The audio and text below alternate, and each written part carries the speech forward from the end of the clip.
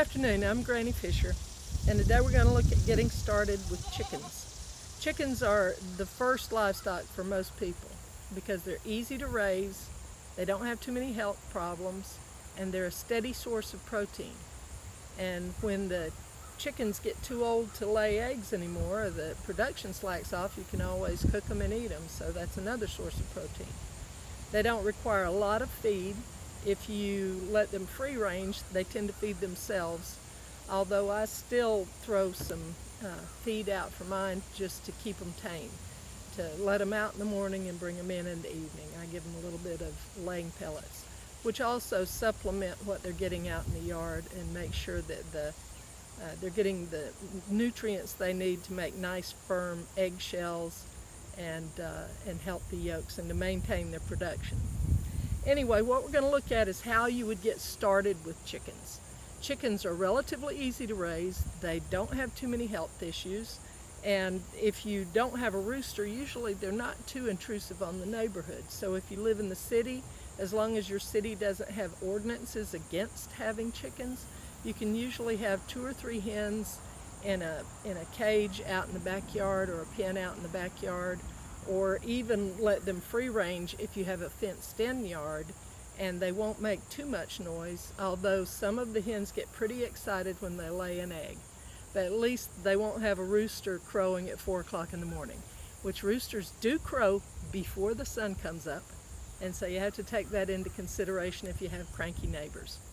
Now, if you want to get chickens, there are several ways that you can access chickens. A lot of people get them from hatcheries. I've bought from hatcheries. This is the Murray McMurray catalog, and I've gotten chicks from Murray McMurray. I've gotten chicks from Privet Hatchery out in New Mexico, and I've gotten chicks from Tractor Supply. And so if you want to start with chicks, there are a lot of good hatcheries out there. My personal favorite was Privet Hatchery. I didn't ever have any problems with the chickens I got from them. All the chicks were healthy, and they sent an extra one in the batch just in case one died in transport. But if you order chicks from a hatchery, and I noticed today on their website you can actually order online from Tractor Supply and get it at the post office. But if you order from a hatchery, they come to the post office and you have to pick them up that day. Usually the post office will call you and tell you your chicks are here, you need to come pick them up, and you'll go to the back door of the post office and they'll hand them to you out the door. When they get mature enough to, the roosters begin crowing and the hens begin laying eggs, which is usually, roosters are a little earlier to develop than the hens. They'll develop red combs and red wattles at about 4 months and begin to crow. And it won't sound like a rooster crowing. They'll make a noise out in the yard that sounds like some old man crawled up in your yard and is dying out there and you need to call an ambulance. That's what a rooster sounds like when it's learning to crow. But at about 4 months, the roosters will begin doing that. The hens usually start laying a little later than that. They'll develop red comb and red wattles. When their wattles and their comb turn red and they get a lot of fluffy feathers across their backside, they're laying eggs. So that's how you know when your hen starts laying, and that's usually about 6 or 7 months, although it varies according to the breed. And but that's when you can start looking for eggs. And usually their first eggs will either be very, very small, or you'll occasionally get a double yolk, which is very, very large, and it'll have 2 yolks inside the shell. But those first eggs sometimes are only about as big as a marble, but they pretty quickly start getting some size to the eggs. Okay, the first thing you have to decide if you want to raise chickens is, do you want a laying flock for eggs? Do you want a meat flock to put in the freezer, which you only have to raise them to about 7 or 8 weeks and they're ready to go in the freezer, but you have to butcher them. Or do you want dual purpose chickens that will lay eggs for you, but will, at the end of their laying life, or when you have too many roosters and you want to get rid of some, they have a little more meat on them, and so they make good meat birds to go in the freezer. So you have to decide what you want to do in the regards to what type of flock you want to raise, and then decide whether you want a rooster or not. There are reasons to have a rooster. Most of the time, if you live close to your neighbors, or you have cranky neighbors, or you live in the city, you might not want a rooster because they make a lot of noise. But there's a reason for the rooster. A good rooster will let the hens know when there's food available. He'll go over and peck at the ground, pick something up and drop it, and pick something up and drop it. He makes a little kind of a purring noise, and the hens will come running over and get the food. A lot of times the rooster won't eat, but he'll make sure the hens get food. Another thing that the rooster does is he's always on the lookout for predators, and chickens are subject to predators. They can be killed easily by dogs, by coyotes, by bobcats. Small ones can be killed by a house cat. They're also prey for raptors, birds of prey like hawks, eagles. And so the rooster keeps an eye on things like that. If you hear the rooster raising a lot of ruckus out in the yard, usually there's a reason. The last time my rooster alerted like that, there was a cat in the yard. And I ran out and yelled at the cat, and it ran back through the fence. It had a hard time getting through the fence because we have really good fence, but it got out through the fence. But the rooster alerted me to the presence of the cat. And a few months ago, we had a dog attack. A pair of dogs from a neighbor got into our pen in the back and killed 2 chickens, and the pit bull was trying to kill our goat when we got out there. But the only reason I knew anything was going on was because the rooster was alerting. And I've actually had roosters that gave their life to save the hens. 2 roosters disappeared, and I couldn't find them anywhere.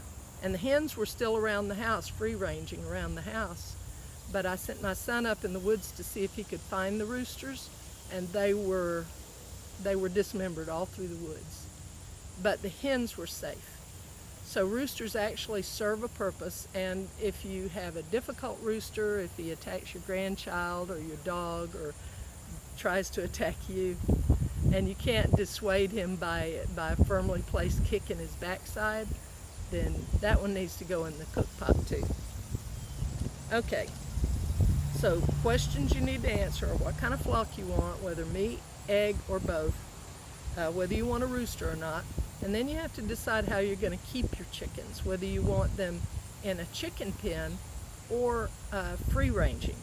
And free range just means that usually I keep mine locked up at night just because of the possibility of predators, but if you want them to free range, you let them out during the day. They roam the yard or the field, and they eat bugs, they eat worms. I'll show you what mine are doing right now. You see my rooster? He lifted his head when I came to the fence. He realized something changed, but then he went back to eating because he knows I'm not a threat. But you see what they're doing? They're eating grass. They're eating bugs, they're eating worms, they help control ticks in your yard, and they generally feed themselves. Okay, as far as feeding chickens, if they're free range, you feed about half as much. But I still feed laying pellets. If you want to raise chickens, you can let a hen go broody, but only certain breeds will go broody. That means they'll decide they want to set on some eggs. It takes 21 days to hatch chicken eggs, and a hen will sit on those eggs. If you have a hen that disappears for a couple of days and then you see her rush in looking all panicky and wanting something to eat, she's sitting on a nest somewhere. If you can find the nest and you can relocate her and the nest into a cage or a small pen where they'll be safe, then she's more likely to raise the chicks to a healthy size. But if you want to raise them with the hen, you can stick eggs under her. I usually mark the ones that I've put under her, so if another hen comes along and lays an egg, I'll know that that's not one of her eggs. But you don't want to disturb her. You go in there when she's off the nest and manage your eggs. If you don't have a broody hen, or you have one of the modern breeds like the sex-link chickens that are bred for heavy production and they don't go broody, then you'll need to hatch them in an incubator. And that's what I've got right here. This is my incubator, and you see how many eggs it holds inside. And it has a little monitor right here that tells you the temperature and the humidity, because those have to be managed for the eggs to hatch. And this one has an egg turner. That rack in there slowly rotates from side to side to imitate the turning of the eggs that a hen would do in the nest. And you have to monitor the temperature, monitor the humidity, and usually you'll get a good hatch in about 21 days.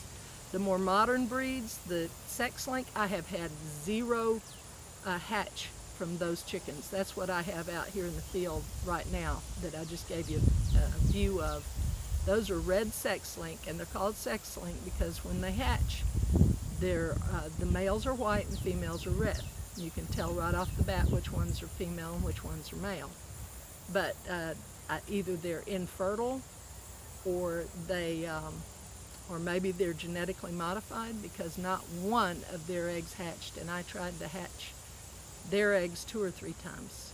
Whereas some of the older breeds, the heirloom breeds, the Barnvelders, the Americanas, the like the Wyandottes, all these will hatch eggs. You can hatch them in your incubator, and a lot of times they'll go broody and hatch them themselves. Now when you get chicks, whether you get them from Tractor Supply, Rural King, online hatcheries, or you hatch them yourselves, then as soon as they're born, they need heat. Now this incubator has heat inside of it, but once the little chicks have their fluff all dried out, you want to put them in a brooder. And I'm going to show you a picture of the brooder that I set up in my house. I just had a little indention in the wall where there used to be a furnace. I put down black plastic garbage bags to catch any moisture. I put hay over that. I set a couple of bricks in there, and I put the water and the feeder in there, and the heat lamp. And there the chicks stayed until they were about 2 weeks old. When all their feathers came in, I could move them outside to a chicken tractor. But these young chicks like that, they need heat, and this is how you provide the heat, with a heat lamp. You can get this from any farm supply store. It clips on whatever you've got, which in my case I had a child gate that I put up, and clicked it on that. You plug it in, and it provides heat to the chicks. This is the feed pan. You can get one of these at any farm supply store, and you get a quart or pint jar. Fill it with starter grower feed. That's what you need until the chicks are old enough to start laying and crowing. Starter grower. You can get it in organic, non-GMO, whatever you want, or just straight starter grower feed. You put it in this, you put this on top, you screw the top on like that, and then turn it over, and the little chicks peck inside these holes. Now if you have more chicks, you would want one of these to handle the larger numbers. And for the water, you get these. These are only about $2.85 at Tractor Supply right now, and they'll last you several seasons. You put water in a pint jar or a quart jar, screw this on, and turn it over. But that's all you need for your little chicks. Change their bedding, change their food and water every day. And by the time they start smelling too bad to have in the house, they probably have all their feathers on and they're ready to go outside. And what I do is I have a chicken tractor, which is just a cage, a large cage, and I put the light out there for heat, unless it's the middle of the summer and it's really hot. You still have to change the water and the feeder every day, but you have a little door you open, a little cage gate that you open, and you put the food and water in there. And what I do is I take those out, I grab the cage, I move it over a few feet, and I put the fresh food and water in. And that way they have a little bit of green grass every day, and they're not sitting on the same mucky mess every day. They're on clean ground every day. And once they get big enough to not go through the fence, I put them out in the chicken pen, and I'll show you that. Now this is our chicken pen that we have our young stock in. This is 3 different hatches, 3 different ages of chickens. And you can tell the roosters, see the long feathery tails, the long fluffy neck, and they stand up straighter. You see this one with the long neck? The hens are closer to the ground. They're more horizontal to the ground, if you understand that. The roosters are more upright. The hens are closer to the ground and more horizontal. They're more shaped like a football. That's a hen. You see their neck's shorter, and they have a short, straight tail. Those are the hens. We have quite a few roosters in this batch, and I tried to sell them. Nobody's buying roosters right now, so those are going in the freezer. Now this is my last hatch. These came out of blue eggs. These are the chicks that came out of blue eggs, and they have such a good personality. I don't even know what breed they are, but they are the sweetest chickens. When the other ones run from me, these come right up to me. Now you see how the chickens go in and out of the roost? This is the chicken coop. It's their little house. And the way it's made is you can pull this cord right here to lower the door and lock them in or out of the chicken coop. See how that door will close right there if I pull that cord? And these are the nests. These have begun to lay eggs. Oh, just scared one out of the nest. This is the door, so you can get in there if you need to get in there to get a chicken out or to check something in here. And you see the roost where they stand. Chickens like to be up off the ground at night when they sleep. It helps them avoid predators.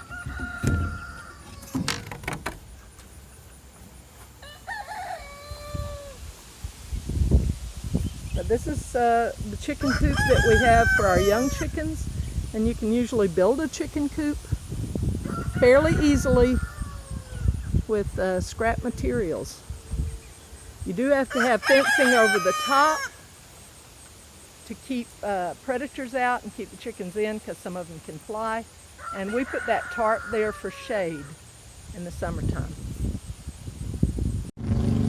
Well, this is Granny Fisher, and I hope that helps you get started with raising your chickens. I'll see you next time.